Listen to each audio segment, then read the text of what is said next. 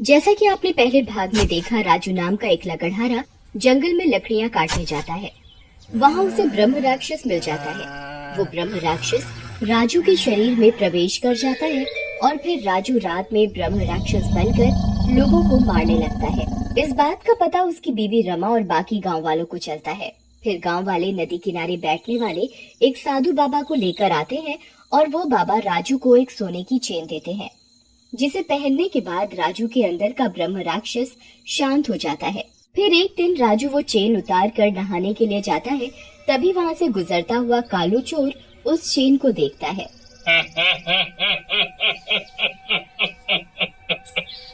ये तो सोने की चेन लगती है, क्यों ना ये उठा लूं। एक बार में ही 2-3 महीनों का खर्चा निकल जाएगा। ऐसा सोचकर कालू चोर वो चेन उठाकर ले जाता है। उधर राजू जैसे ही नहाकर आता है, उसे वो चेन नहीं मिलती। वो रमा से पूछता है, अरे रमा, वो चेन तुमने उठाकर रख दी है क्या? मिल नहीं रही। अरे देखो, तुम ही नहाते समय यहाँ वहाँ रख देते हो, फिर मुझसे पूछते हो। फिर राजू और रमा चेन ढूंढते हैं, लेकिन उन्हें वो चेन नहीं मिलती। फिर रमा जाकर छोटे लाल को बुला लाती है। छोटे लाल को जैसे ही चेन खोने का पता चलता है, ये तुमने ठीक नहीं किया राजू। रात होते ही ये ब्रह्म राक्षस फिर से तुम पर हावी हो जाएगा और गांव वालों को ये पता चल गया तो वो तुम्हें मार डालेंगे। फिर मैं क्या करूं? एक काम करो, तुम यहाँ से जंगल चले जाओ जब तक हम कुछ ना कुछ जुगाड़ करत हैं। राजू फिर वहाँ से जंगल में चला जाता है और रात होते ही ब्रह्म राक्षस बन जाता है और जोर जोर से गुर्राने लगता है। उसके गुर्राने की आवाज गांव में भी आने लगती है। अरे कौनो सिनेमा चल रहा है का? इतनी रात को कैसे गुर्राने की आवाज आ रही है?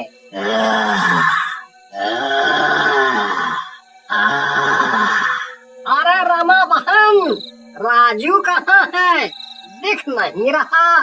सब ठीक तो है ना? फिर रमा रोते हुए दिन की सारी बात बताती है, जिसे सुनकर गांव वाले गुस्से में आ जाते हैं। ये तुमने ठीक नहीं किया रमा बहन। अपने पति की जान बचाने के लिए सारे गांव की जान जोखिम में डाल दी।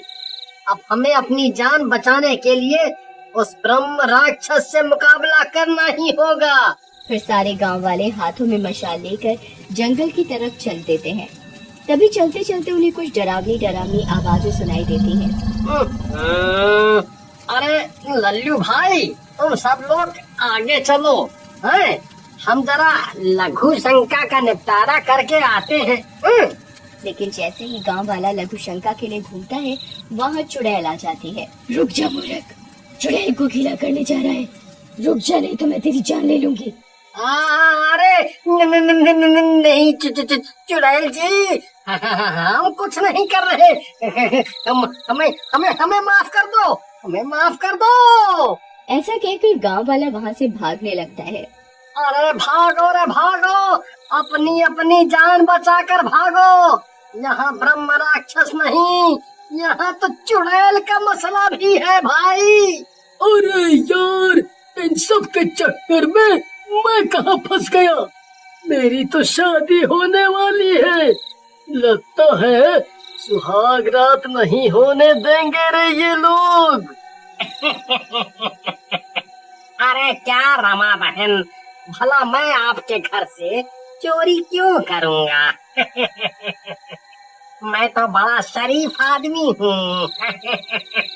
अरे और ये चुड़ैल जैसी औरत, क्या ये आपकी बहन है? कल्लू की बात सुनकर चुड़ैल को गुस्सा आ जाती है और वो कल्लू को उल्टा लटका देती है। चोर कहेगी, मुझे चुड़ैल बोलता है, अभी रुक बताती हूँ तुझे। चुड़ैल जैसे ही कालू को उल्टा लटकाती है, वो चेन उसके गले से बाहर आ जाती है। रमा जल्दी से वो चेन उठा लेती है। धन्यवाद बहन, तुम्हारी वजह से ये चेन मुझे वापस मिल गई। अब मेरे पति उस ब्रह्म राक्षस से बच जाएंगे। उसके बाद चुड़ैल और रमा जंगल की तरफ जाते हैं। दूसरी तरफ गांव वाले भी गांव की एक जगह इकट्ठा होकर एक योजना बनाते हैं। भैया, ऐसे तो हम सब लोगों को ये चुड़ैल और ब्रह्म राक्षस दोनों मार डालेंगे। हम तो कहा थे ये हमें मारे इससे पहले हम ही क्यों न इन्हें मार डाले। भैया बात तो तुम सही कहा तो, लेकिन ऐसे कैसे मार सकत है। हम सब तो साधारण इंसान हैं और वो सब तो शैतान है। और राजू भी तो फंसा है बेचारा, उसकी जान का क्या है। लेकिन गांव वाले छोटे लाल की बात नहीं सुनते और हाथों में मशाल लेकर जंगल की ओर चल पड़ते हैं। उधर रमा और चुड़ैल जंगल में पहुंचकर ब्रह्म राक्षस को आवाज लगाती है। ब्रह्म राक्षस बाहर निकल, कहाँ छुपा है डर के। पहले मेरे पति के शरीर में छिप गया और फिर गाँव वालों से बाहर निकल। रमा की आवाज सुनकर ब्रह्म राक्षस गुर्राते हुए बाहर आ जाता है।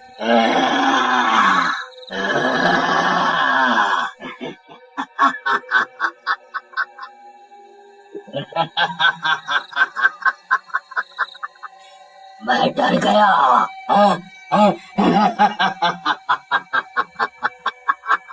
अरे मूर्ख औरत, मैं तो सब गांव वालों को उनके घर से निकालना चाह रहा था ताकि सबको एक साथ मार सकूं।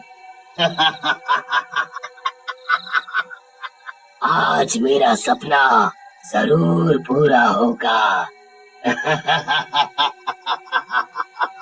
सब आ रहे हैं मरने। तभी चुड़ैल उसके सामने आ जाती है। इस जंगल में या तो तू रहेगा या मैं। रमा बहन से मिलकर मुझे एहसास हुआ कि एक पति के लिए पत्नी क्या कर सकती है। अब अगर तेरे में हिम्मत है तो राजू का शरीर छोड़ और बाहर आकर मुझसे मुकाबला कर, नहीं तो ये चूड़ियां पहन ले। चुड़ैल के ऐसा बोलने पर ब्रह्म राक्षस राजू के शरीर से बाहर आ जाता है और चुड़ैल की तरफ बढ़ता है। रमा बहन तुम जल्दी से राजू को वो चेन पहना दो ताकि ये दोबारा उसके शरीर में ना जा सके। रमा जल्दी से राजू के गले में वो चेन डाल देती है। उधर तब तक गांव वाले भी वहाँ पहुँच जाते हैं। अरे बाप रे, यहाँ तो चुड़ैल और ब्रह्म राक्षस दोनों हैं। अब क्या होगा हम सब का।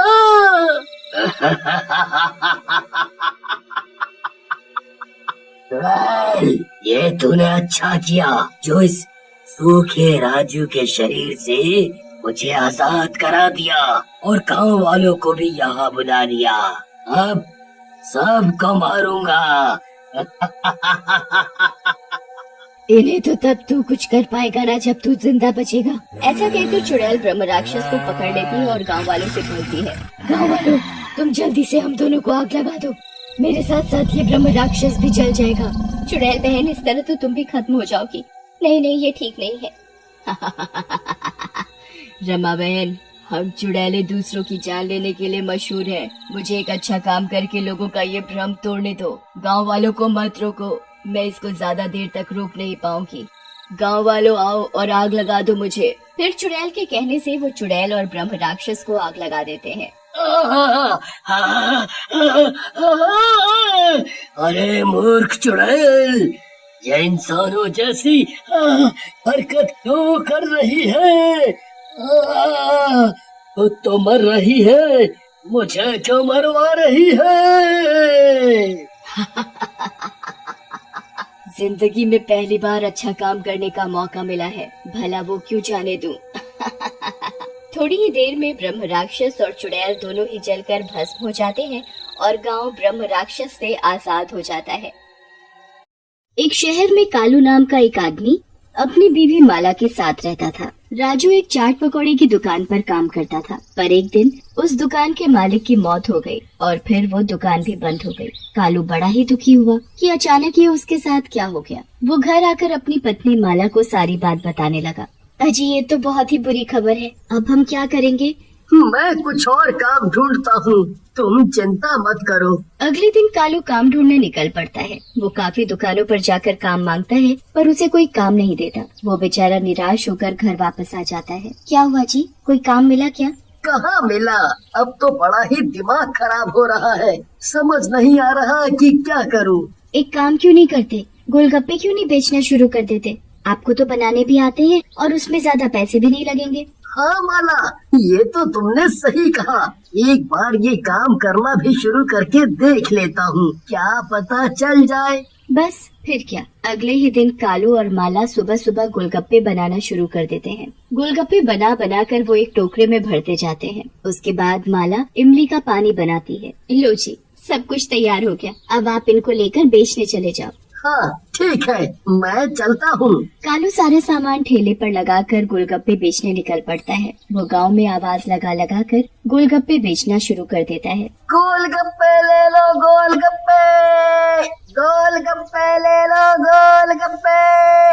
गोलगप्पे वाले की आवाज सुनकर वहाँ कुछ बच्चे घर से निकलकर बाहर आ जाते हैं। हमें भी गोलगप्पे खिला दो अंकल। हाँ बेटा, क्यों नहीं, अभी खिलाता हूँ। कालू सभी बच्चों को गोलगप्पे खिलाता है। गोलगप्पे खाकर तो सभी बच्चे बड़े ही खुश हो जाते हैं। अरे वाह अंकल, आप तो बड़े ही स्वादिष्ट गोलगप्पे बनाते हो।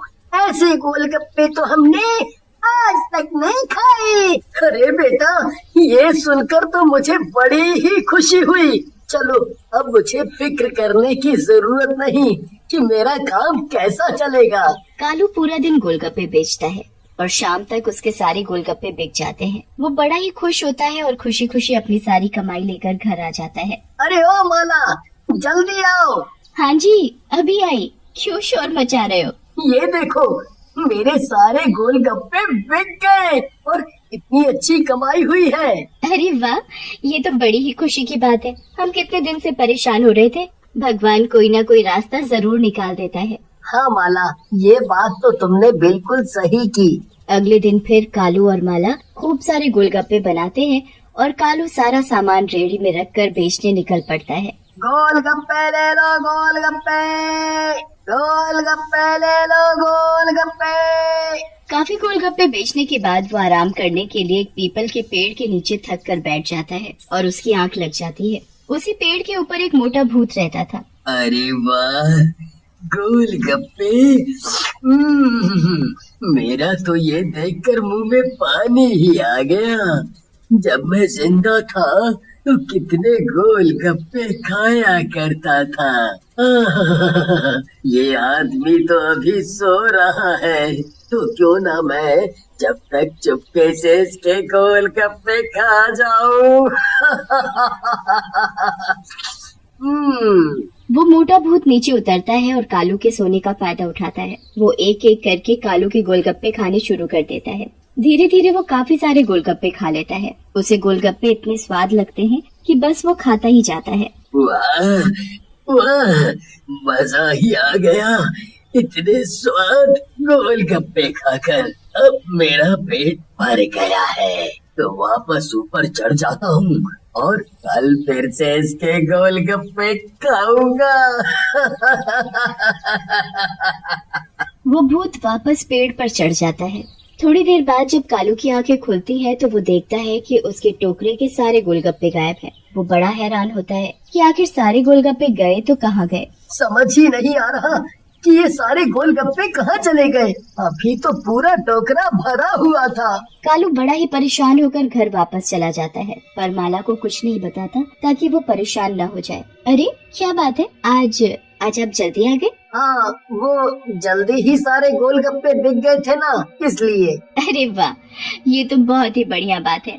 ऐसे ही रोज कमाई होती रहे तो कितना अच्छा हो। हाँ, सही कह रही हो। अच्छा चलो, आप मुंह हाथ धो लो, मैं फिर खाना लगाती हूँ। अगले दिन कालू फिर से गोलगप्पे लेकर बेचने निकल पड़ता है। दोपहर तक गोलगप्पे बेचने के बाद वो फिर से धूप के कारण उसी पीपल के पेड़ के नीचे थोड़ी देर आराम करने बैठ जाता है और फिर से उसकी आंख लग जाती है। जैसे ही उसकी आंख लगती है, वो मोटा भूत पेड़ से उतरकर फिर से कालू के ढेर सारे गोलगप्पे खा जाता है। कालू की जब आंख खुलती है तो वो फिर से परेशान हो जाता है। काफी दिनों तक यही चलता रहता है। कालू को समझ ही नहीं आ रहा होता कि उसके गोलगप्पे कहाँ और कैसे गायब हो रहे हैं। आखिर इस बार वो घर जाकर सारी बात माला को बता देता है।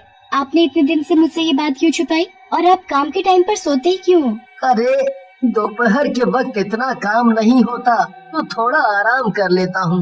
अब क्या करूँ, मेरी आँख लग जाती है। तो ऐसे सोते रहे तो उस चोर का कभी पता नहीं चलेगा। एक काम करते हैं, कल मैं छुप कर देखूंगी कि आखिर कौन है जो हमारे गोलगप्पे खाए जा रहा है। आप बस रोज की तरह पेड़ के नीचे जाकर सो जाना, ठीक है? हाँ, ये तो अच्छा तरीका है उसे पकड़ने का। बस फिर क्या, अगले दिन कालू और माला अपनी पूरी तैयारी कर लेते हैं उस चोर को पकड़ने की जो उनके गोलगप्पे खा रहा था। कालू रोज की तरह अपना गोलगप्पे की रेडी उस पीपल के पेड़ के नीचे लगाकर सोने का नाटक करने लगता है और माला दूर खड़ी उस चोर के आने का इंतजार करने लगती है। जैसे ही मोटा भूत कालू को सोते देखता है वो बड़ा ही खुश हो जाता है। आ गया गोलगप्पे वाला। मैं कब से इसके इंतजार में बैठा था। अब मैं पेट भर कर गोलगप्पे खाऊंगा। मोटा भूत पेड़ से नीचे उतरता है और एक एक करके गोलगप्पे खाना शुरू कर देता है। माला की तो भूत को देखकर हालत खराब हो जाती है। हे भगवान, ये तो भूत है जो रोज हमारे गोलगप्पे खा जाता है। अब हम क्या करेंगे? ये भूत तो हमारा पीछा नहीं छोड़ने वाला। माला भूत को देखकर हड़बड़ा जाती है, पर भूत तो गोलगप्पों के मजे ले रहा होता है। सारे गोलगप्पे खाने के बाद भूत अपने मोटे पेट पर हाथ फेरता है।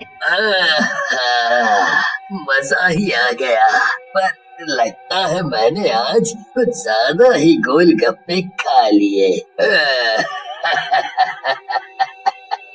कोई नहीं, खा लिए तो खा लिए, मैं कौन सा बीमार पड़ सकता हूँ। चलो अब आराम से ऊपर जाकर सोता हूँ, वरना कहीं ये आदमी उठ ना जाए। भूत ऊपर पेड़ पर चढ़ जाता है। उसके कुछ देर बाद जब कालू उठता है तो टोकरे से फिर गोलगप्पे गायब होते हैं। इस बार भी गोलगप्पे गायब हो गए। पर कोई बात नहीं, माला ने आज उस चोर को देख तो लिया ही होगा। अभी मैं माला से पूछता हूँ कि वो चोर कौन है, फिर हम दोनों उस चोर को सबक सिखाएंगे। कालू घर पहुँचता है और माला उसका इंतजार कर रही होती है। जैसे ही वो घर पहुँचता है तो माला की हालत देखकर वो भी परेशान हो जाता है। क्या हुआ माला, तुम इतनी परेशान क्यों हो? परेशानी वाली बात तो है ही, आज मैंने जो देखा वो मैं कभी नहीं भूल सकती। अच्छा, तो तुम उस चोर की बात कर रही हो। जरा बताओ मुझे, कौन है वो चोर, फिर देखो मैं उसकी कैसे खबर लेता हूँ। आप उसका कुछ नहीं कर पाओगे, ठीक है? ऐसा क्यों? क्योंकि वो चोर एक भूत है, भूत, एक मोटा भयानक भूत जो उस पीपल के पेड़ पर रहता है और आपके सोने के बाद आपके टोकरे से पेट भरकर गोलगप्पे खा जाता है। ये तुम क्या बोले जा रही हो माला? तुम होश में तो हो ना? अरे हाँ, मैंने खुद अपनी आंखों से उस मोटे गंदे भूत को देखा है। अब हम क्या करेंगे? वो भूत तो मेरा पीछा कहीं भी नहीं छोड़ेगा, और अगर उस भूत का हमने कुछ नहीं किया तो हमारा रोज नुकसान होता रहेगा। मेरे पास एक तरकीब है। कल मैं गोलगप्पे के पानी में इतनी मिर्च भर दूंगी कि वो भूत गोलगप्पे खाना ही भूल जाएगा। अरे वाह, तुमने क्या दिमाग पाया है। अगले दिन माला गोलगप्पे के पानी में खूब सारी मिर्च भर देती है और फिर उसके बाद कालू अपना ठेला लेकर निकल पड़ता है। वो पेड़ के नीचे सोने का नाटक करने लगता है और मोटा भूत नीचे उतरकर गोलगप्पे खाना शुरू कर देता है। जैसे ही वो भूत पहला गोलगप्पा अपने मुंह में डालता है, उसका मुंह आग की तरह जलने लग जाता है।